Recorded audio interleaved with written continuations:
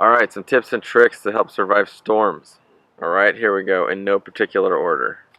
For your protection, stay inside a sturdy structure and keep away from windows.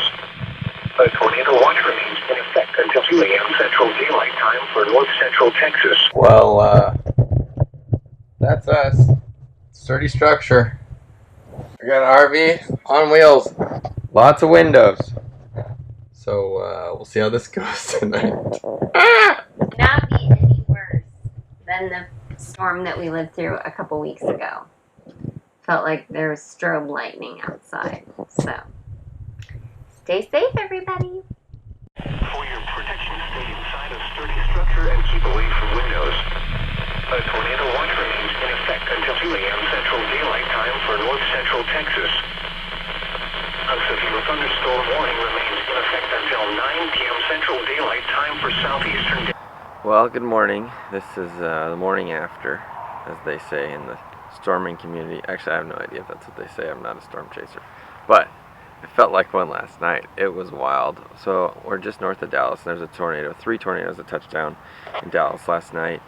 And there's like 100,000 people without power still this morning. But we were a few miles north of Dallas, or a few miles north of where the tornado hit. And yeah, it was wild. So that's our RV right here that we're in. It's a 42-foot Momentum toy hauler, and I wanted to talk about some things to do, because last night, obviously, I was jumping on the Google and finding out what in the world are you supposed to do during a huge storm. And yeah, so I just wanted to kind of walk through some of those things. So number one, if you're in a huge storm, or there's a huge storm coming, if you can, drive away.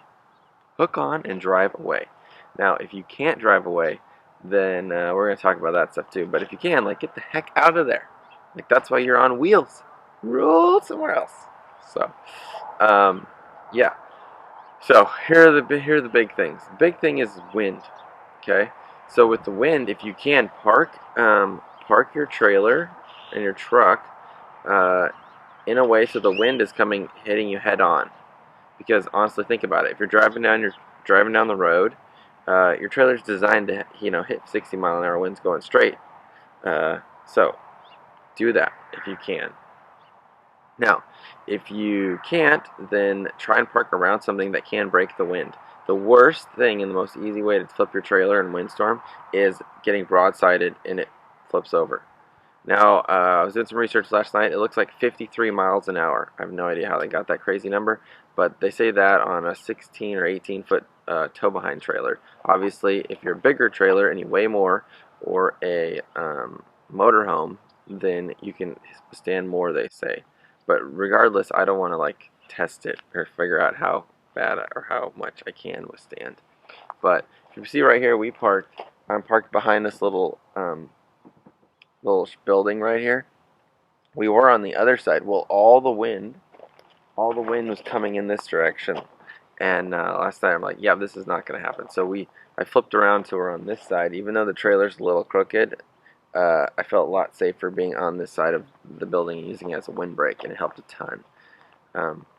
So wind, that's the big thing. Make sure that you're trying to around something. Even if you're around trees or something, I'd probably rather have a branch fall on my trailer than my trailer flip over.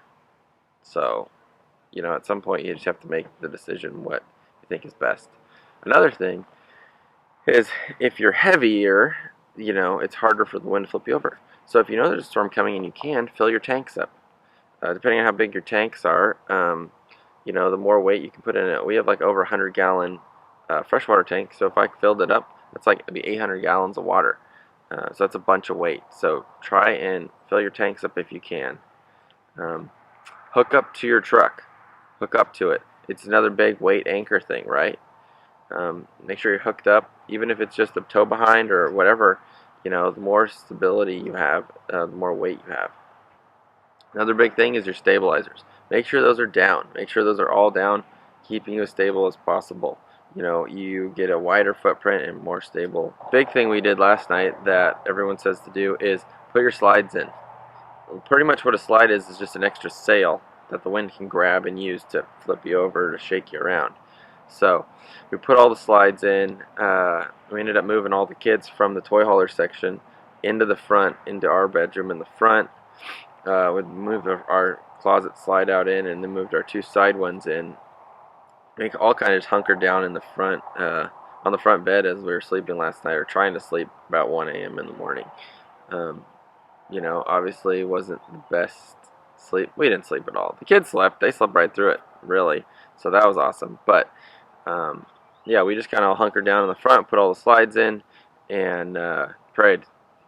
You know, something else that you want to be aware of is with lightning. We had lightning strikes. We had a couple different weather apps. I was looking at one, and my wife was looking at a different one. My wife had, I think, the Weather Channel one, which was great because it tells you lightning strikes, like how close you are to your location. We had 2 or 3 lightning strikes that popped up on her phone. One was 5 miles away, one was 2 miles away. And you just want to, if you're plugged in somewhere, you want to make sure that you have a surge protector on your power source. Techno RV sells these great powers. It's like a big power surge. Think about like a power strip for your house, for the wall, but it's like a big heavy duty one for your RV. So all your electricity goes through that. They make 20 amp ones, 30 amp ones, 50 amp ones. They're awesome. Techno RV, check them out. Get one. I know one of our friends that we have camped out with a few times. They have one, and they said it saved their RV numerous times. And so whether you plug in somewhere that has, maybe one leg of power or bad power or whatever, and it's saved from like just frying their whole RV electrical system. So you think about it, your whole RV is pretty much all electronics. Even if you have hydraulics, electronics controls the hydraulics. And so otherwise, if you have no electronics in your RV, then you pretty much just have a big shell with a propane camp stove inside. Pretty much. So power surge protector is a great peace of mind. Otherwise, unplug. Just unplug if you can. Also, the snap pad things that go underneath your jacks, I think those things, they're like a rubber composite. They feel like they'd be a good shock insulator from lightning strikes.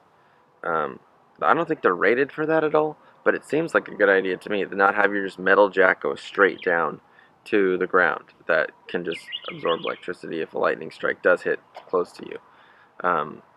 So snap pads, they're awesome. Maybe I'll put a link in the below for both of those things.